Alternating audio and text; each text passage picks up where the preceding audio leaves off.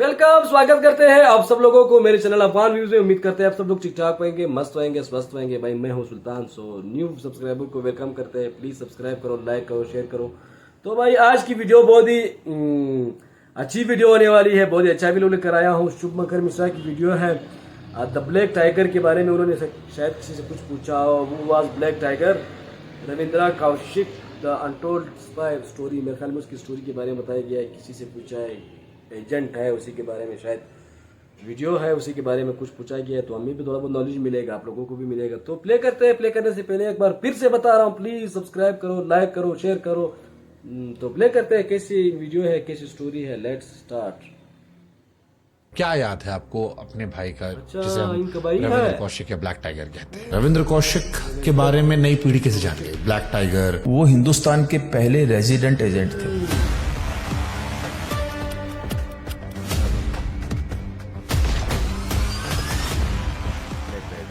इसका नाम मैंने भी सुना था एक बार पहले, शायद इस पे मूवी बनने वाली थी सलमान खान की एक बार। क्या याद है आपको अपने भाई का, जिसे हम रविंद्र कौशिक या ब्लैक टाइगर कहते हैं? एक तो मैं ये बताना चाहती, जो उसने किया वो दुनिया के सामने आना चाहिए। मैं ये चाहती हूँ कि जो सच है वो आना चाहिए। लोग छोटी छोटी बात लेके उसके ऊपर फिल्म बना रहे हैं, वो मुझे तो अच्छा नहीं लगता। लेकिन जो सत्य है वो सबके सामने आना चाहिए कि वास्तव में उस बच्चे की कहानी क्या थी, सच क्या था। वो सच अभी तक सामने नहीं आया। सच क्या है? हम इसीलिए आपको आज आप दोनों को हमने बुलाया है, जिसमें जो टेक्निकल सवाल हैं वो उनके भांजे से हम पूछेंगे और जो पारिवारिक सवाल हैं वो हम आपसे पूछेंगे। रविंद्र कौशिक नबी अहमद शाकिर कैसे बने, ये हम चाहते हैं कि आप थोड़ा बताएं कि कहाँ वो बदलाव था, क्या था, क्योंकि इंटरनेट पर तो बहुत कुछ भरा पड़ा है। आपका बड़ी बहन होने के नाते, जो आपने इतने सालों में जाना समझा, कहाँ आपको लगा कि रविंद्र कौशिक नबी बन गए? वो नबी तो इसलिए बन गया क्योंकि वो भारत का जासूस बन गया था, इसलिए उसका नाम बदल दिया गया पाकिस्तान में। उसको नबी अहमद नाम दे दिया गया, रविंद्र कौशिक नाम उसका पीछे कर दिया गया। लेकिन हम वो नबी अहमद को नहीं जानते, हम रविंद्र कौशिक को ही जानते हैं। हिंदुस्तान के अंदर हमारे लिए नबी अहमद नहीं, कोई भी अहमियत नहीं रखता। हम कहते हैं रविंद्र कौशिक के नाम से भारत का वो एक जासूस था, सबके सामने वही आना चाहिए। आपको कब पता लगा वो जासूस है? जब उनके 84 में जब उनके एक मुड़ा तोड़ा एक पत्र घर में आया था, उससे हमें पढ़कर पता उनके चला। पाकिस्तान में पकड़े जाने के बाद पता लगा या उससे पहले आपको पता था? नहीं नहीं नहीं नहीं, जब पकड़े जाने के बाद एक पत्र उसका आया था, उसको पढ़ के, वो भी इनलाइन लेटर, एक मुड़ा हुआ बिल्कुल जैसे कई जगह से घूम के आया हुआ। उस पत्र को पढ़ के हमें मालूम चला कि वो जासूस था। पापा को पता चल गया था, लेकिन उन्होंने घर में बताया नहीं था। उसके बाद पापा भी दुनिया से चले गए थे, उनका भी कोई पता नहीं चला था। रविंद्र के पकड़े जाने कितने सालों बाद पापा जी की देहांत हुआ? उनका हुआ 85 में। 85 यानी में, कुछ ही समय में। हाँ जी। तो उन्होंने बताया ही नहीं था। उन्होंने इसलिए नहीं बताया भी, उनको तो सदमा लग ही गया था, सारी परिवार को सदमा लगेगा इस बात का, इसलिए उन्होंने नहीं बताया। बस उसके बाद वो चल बसे बेचारे। आप लोगों को जब ये आई बात की वो जासूस हैं और पाकिस्तान में पकड़े गए हैं, हाँ, तब ये था, तब मीडिया का समय तो था नहीं जी।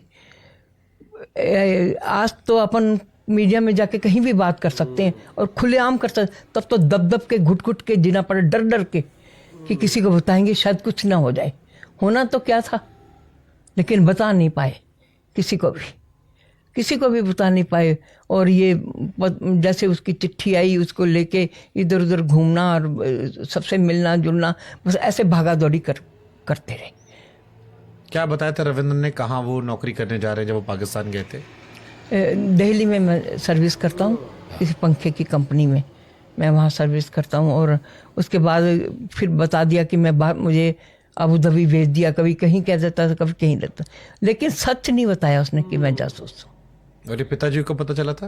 वो उनकी डेथ से पहले पता चला था, 1 महीना पहले, 1 साल पहले पता चला था उनको। पकड़े जाने के पहले, पकड़े जाने के बाद? पकड़े जाने के बाद। अच्छा, सबसे पहले पिताजी को पता चला। तो रविंद्र ने जब हमें नहीं मालूम था, हमें तो एक लेटर से, इंग्लैंड लेटर था, मुझे आज भी आंखों के आगे याद है। मुड़ा तोड़ा हुआ बाहर पड़ा हुआ था, वहाँ से पता चला। क्या था उस लेटर में? उसमें ये लिखा था, मैं भारत का जासूस हूँ, मैं पकड़ा गया हूँ, मैं पाकिस्तान जेल में हूँ, ये लिखा हुआ था। बस आप मेरे लिए कुछ कर सकते हो तो करो, मतलब किसी को मिलो जुलो मेरे को छुड़ाने के लिए। लेकिन इतना ज्ञान भी नहीं था तब, इतना वो भी नहीं था कि किसको जाके करना क्या करना। जो भी जैसे जैसे किसी ने रास्ता बताया वैसे वैसे करते रहे, सब लोगों को मिलते रहे, जाके दिल्ली आते रहे, मिलते रहे, लोगों से बात करते रहे। तो जैसे आप तो परिवार में अब बड़ी बहन हो, आपका रिश्ता उनसे बड़ा घना रहा होगा। अब जब आप पीछे मुड़ के देखते हो तो कभी आपको लगा कि आप समझ सकते थे कि वो इस तरफ जा रहे हैं जो आपको पता नहीं चला नहीं जासूसी की दुनिया में, या इतना सफाई से सब था कि नहीं नहीं नहीं नहीं, जाने ही नहीं देते थे। अगर मालूम पड़ जाता तो जाने भी नहीं देते थे। कोई बदलाव बिहेवियर में कहीं कुछ आपने नोटिस नहीं नहीं, बस जब घर आया 3-4 बार आ चुका, तो वो कोई बाहर आ जाता तो भयभीत सा रहता था थोड़ा सा, कौन आया है, किसको मिलने आया है। तब थोड़ा सा लगता तू ऐसे क्यों करता है। और जब आता था तो बड़े रौब से आता था, हाथ में बैग लेके, और ऐसे जैसे बहुत बड़ा वो होता है। तो हम भी बहुत खुश होते थे, उसको भी बहुत बड़ी जगह जॉब करता हुआ, तब ये इतना खुशी खुशी हमें मिलने के लिए आता। हमें कुछ नहीं बताता था, कभी बताया ही नहीं उसने। कितने साल की उम्र में वो गए थे नौकरी का नाम लेकर पाकिस्तान? 20-21 साल की उम्र के। 20-21 साल की उम्र में। उसके बाद 32 साल में शायद वो पकड़े गए थे, 31-32 साल में। तो उस बीच में कितनी बार वो भारत आए? 4 बार तो, 4-5 बार आ चुका था। और कितने दिन रुकते थे यहाँ पे? थोड़े दिन ही, जैसे 1 सप्ताह 2 सप्ताह, ऐसा ही रुकता था बस। उसमें भी मिलने जुलने वालों से मिलता जुलता रहता, और कुछ ऐसा ही था, वो ऐसी नेचर का ही था, सबसे मिलना जुलना था। रिश्तेदार भी मिलने आते थे, लोग बाग भी मिलने के लिए आते थे, चहल पहल रहती थी घर के अंदर। हमें भी बहुत अच्छा लगता था, लेकिन ये मालूम नहीं था कि वो जासूस है। कोई बदलाव पुराने रविंद्र में, उस रविंद्र में जो छुट्टियों में आता था जहाँ पाकिस्तान जाने के बाद? नहीं, वही शरारतें थी उसकी, वैसे ही बोलना, वैसे ही हंसना, वैसे ही खाना पीना, सब कुछ उसका वैसे ही था, कुछ भी बदला। जैसे पहले उनकी हम तस्वीरें देखते हैं तो बड़ा वो थोड़ा विनोद खन्ना जैसे लगते थे पहले। हाँ जी। बाद में जब पाकिस्तान वो गए तो उनके जो तब भी वो इतना सुंदर था। लेकिन हुलिया थोड़ा बदल गया था। हुलिया इसलिए वैसे उसका रहन सहन में फर्क तो पड़ता है, जिस जगह आप रहते हो उसका रहन सहन में फर्क थोड़ा सा पड़ता है, तो बिल्कुल आप इसलिए थोड़ा सा हुलिया। तो जब आप लोग को ये पता चला कि एक हिंदू ब्राह्मण परिवार का लड़का, आपका छोटा भाई रविंद्र कौशिक नबी अहमद शाकिर बन गया, वो मुसलमान बनकर पाकिस्तान में जी रहा था, उसकी पाकिस्तान में एक परिवार थी, एक बच्चा था, एक पत्नी है जो शायद अभी भी वहां पर है, और अब वो जासूस बनकर पकड़ा गया, इसके बाद आपके परिवार में क्या हुआ? इसके बाद देखो जी, कुछ कर तो पा नहीं रहे थे, सिर्फ भागा दौड़ी थी कि किसी से जाके मिलना, या किसी मिनिस्टर से मिलना, या अपनी अप्रोच लगाना भी किसी से मिले, या कुछ। सिर्फ एक ही था, उसको छुड़ाने के लिए लगे हुए थे, कैसे ना कैसे वो छुड़ाया जाए, लेकिन कर नहीं पाए थे कुछ भी।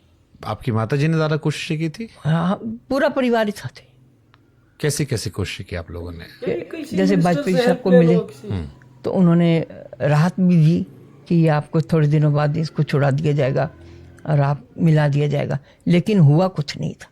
ये अटल जी ने कहा था आपसे? हाँ जी। कौन कौन मिलने गया था अटल जी से? मम्मी गए थे, मैं गई थी, भाई थे। कितने भाई बहन हो आप? 4 थे।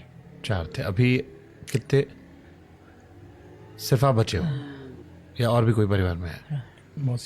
मौसी एक 2 बहनें बची हैं आप अभी? बस भाई गए, भाई दोनों गए।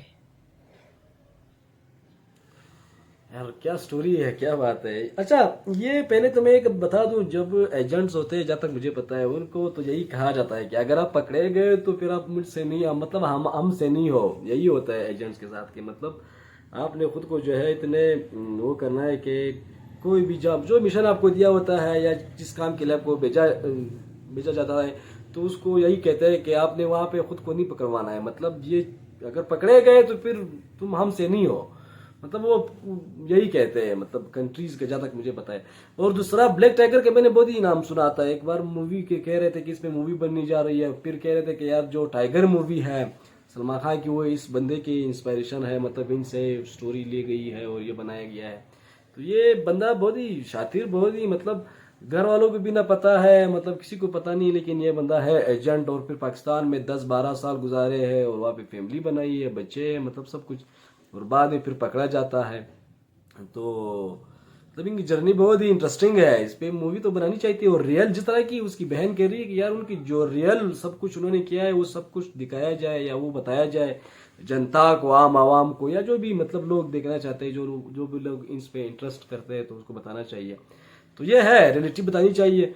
बाकी एजेंट्स की जो लाइफ है वो ऐसा ही है भाई, वो खतरों से भरा पड़ा होता है, उसका कुछ भरोसा नहीं है। 10 मिनट बाद गए, 10 साल बाद गए, मतलब कुछ पता नहीं।